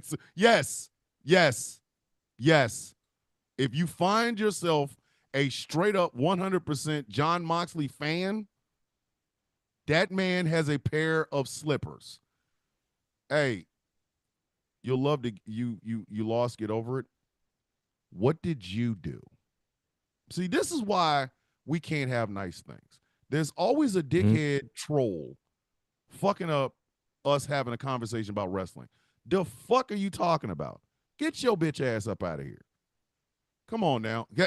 Hey, Derek, where were you at in Afghanistan in 2010? We'll talk about it offline. But no, if you find somebody, I'm serious, Chaos. If you find somebody that comes up to you and says, man, you know, right now I'm really getting back into wrestling, man. And you go, man, that's great, man. Who are you really watching? I'm really watching that John Moxley, man. He's fantastic. Call the cops. Call the fucking cops. Call the cops. Call the motherfucking cops. That man has a goddamn pair of socks made out of men's feet. I'm not call the fucking cops. He got some footy socks and a real foot. And if he says something about, oh, I need a new pair of slippers, run. Because you about to be them pair of slippers. Run. The diabetes killer. He will take your feet. Run. I'm so serious. Like, there's certain wrestlers that if you tell me that you're a favorite, that is your favorite wrestler, I'm giving you fuck a bombastic side eye. I'm calling the FBI behavioral people on you. Like, come on, man. Tyson. Oh shit, Tyson or Jake Paul. Oh, let's see. All right. I'm gonna say it like this.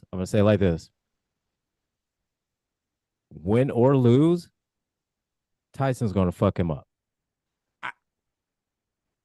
Win or lose, Tyson is going to fuck him up. I don't think Jake Paul has a fucking chance.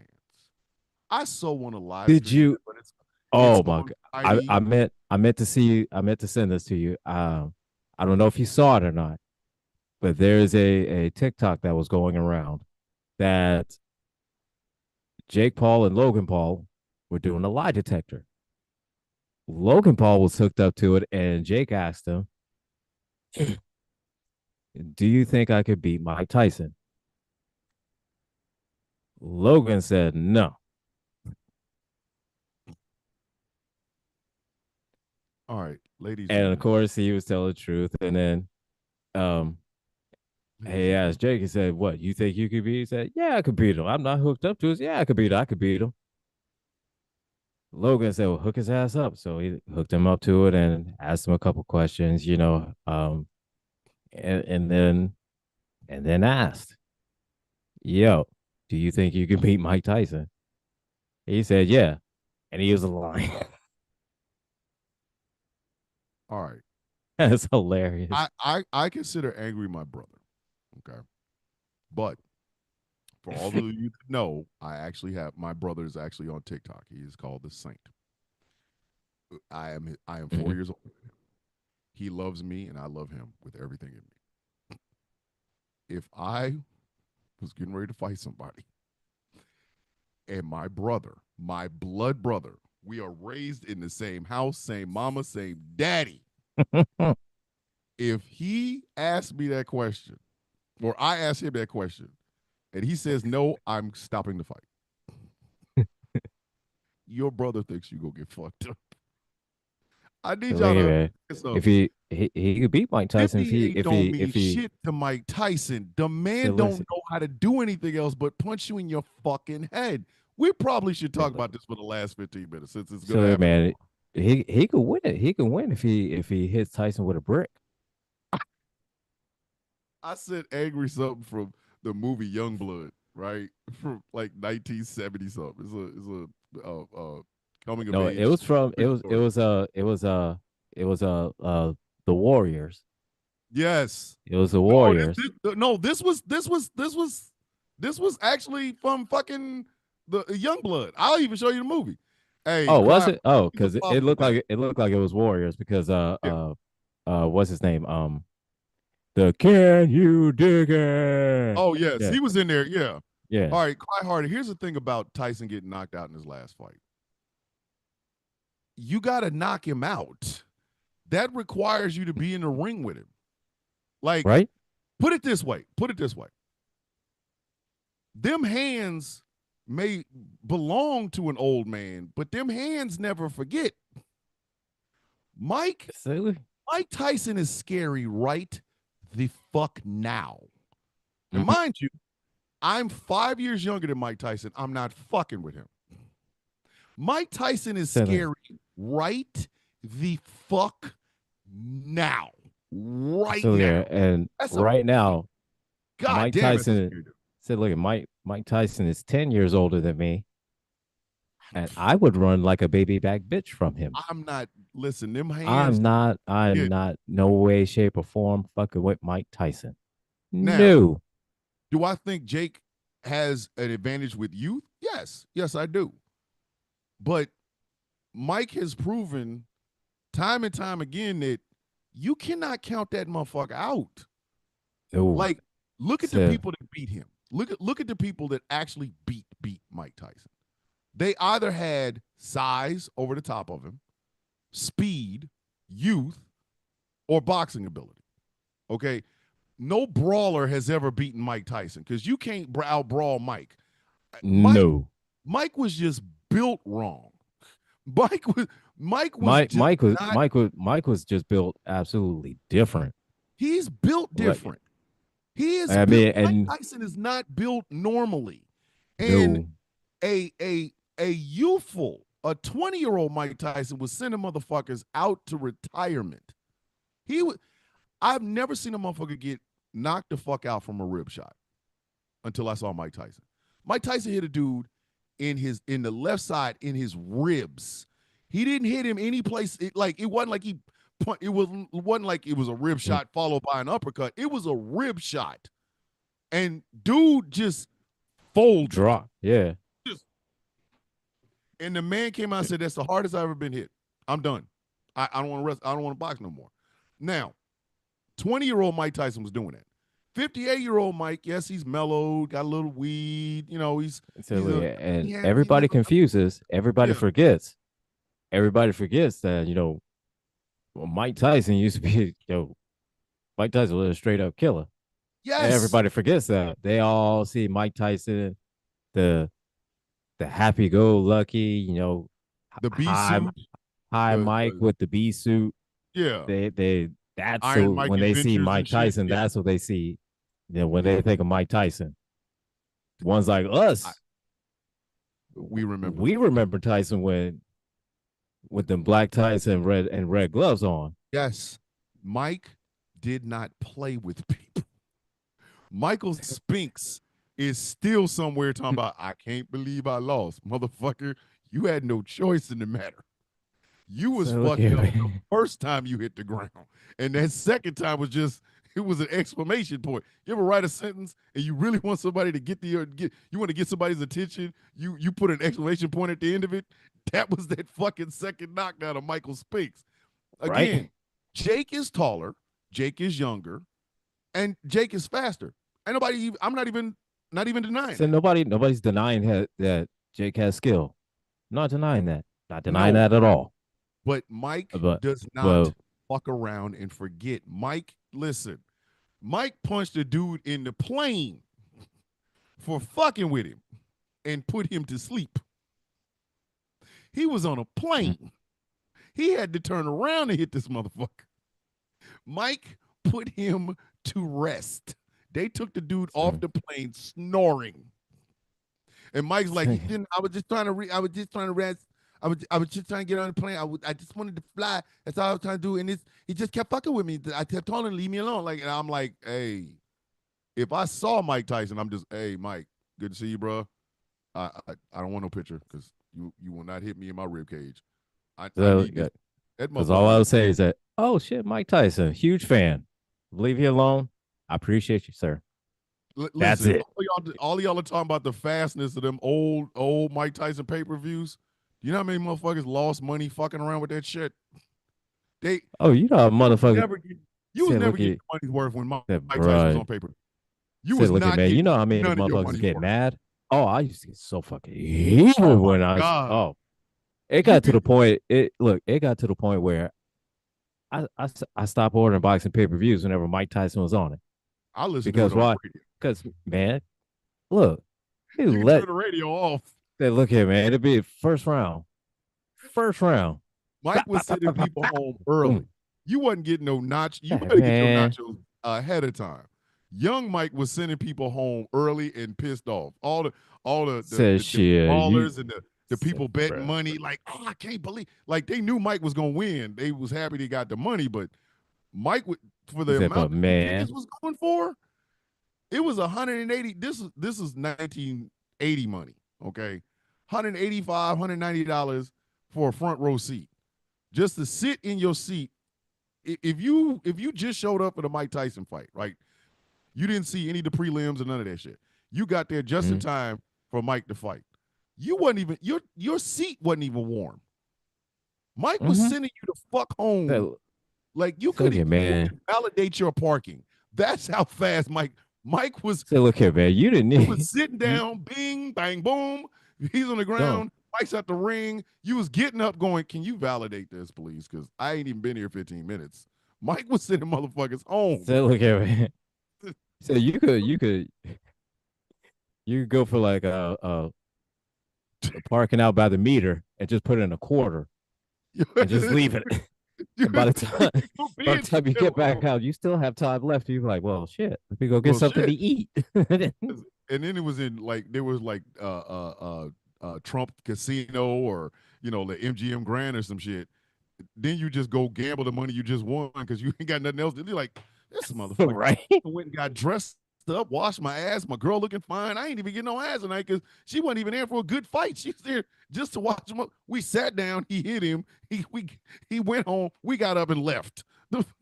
Mike was knocking people out so fast that you could have bought McDonald's fries to there and it would still been hot by the time he left. Right. So I'm just saying. I don't know if that Mike Tyson, and the thing about it is he can channel that bitch. Do not let the weed and the weed and the bee suit fool you. Yeah, please do not let that weed and that bee suit fool you. Mike can find that motherfucker. Mike knows exactly where that person is. That person that he was talking about, when I get to the ring, I'm really nervous. I think he could probably hit me. He could probably kill me. He could probably beat the shit out of me, man. He could probably. I appreciate that cry harder. I do. It's like he can really punch me. And then by the time I get in the ring, I realize I can really hurt. And Mike is that Mike is still Mike. in Look, he did an interview. Oh, that Mike is still in there. A year ago, 2 years ago, something like that. Whenever it was first announced about the fight, I want to say it was like last year when it was first announced about the fight. Yeah, and he said basically is that he's a tough guy like that because he's scared. Mm-hmm. And he's scared. He's scared of. Well, not only that, he's scared of being seen as weak. Oh my God. And when you like that and you scared of being weak, first thing you got to overcompensate that. You got to be tougher than the toughest motherfucker that's ever been toughed. And Jake is out there with a chicken hat. Jake, do not get your head knocked the fuck off. If Mike Tyson is afraid that you'll beat him up and he'll be weak, Mike will fuck you up. I said no, because Jake Paul. I said no. That's what said Mike. No, that's what said Mike. Mike said about himself. He scares himself. Yes, and I saw because Mike he knows he's afraid and he does not want to know. So I'm being dead serious when I say this. Oh, my sweet fucking Aunt Fanny. I'm really hoping. Because I saw the weigh-in. Mike came in ready for business. Jake Paul came in with a chicken hat. Hey, bro, that's not the time to do this. Just listen. Say, look here, man. You go in the ring with Jake Paul is going in the ring with a motherfucker that is not fucking around with Jake Paul. I'm not. And see, that's the thing. I don't know if Jake can stand one of them Mike Tyson punches.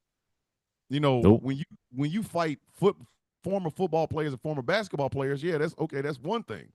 But This is that motherfucker. Okay, he beat up Anderson Silva. Okay, Jake Paul had a fight with Anderson Silva and knocked him out.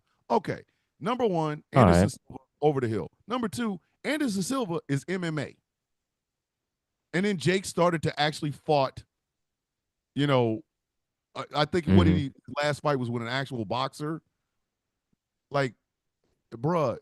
Yeah. It's like, well, see, here's the thing. It's like you've been reading Dr. Seuss Cat Fury. Hat, and then Tyson Fury. Yeah. Well, wait a minute. Wait. Tyson Fury hit Jake Paul.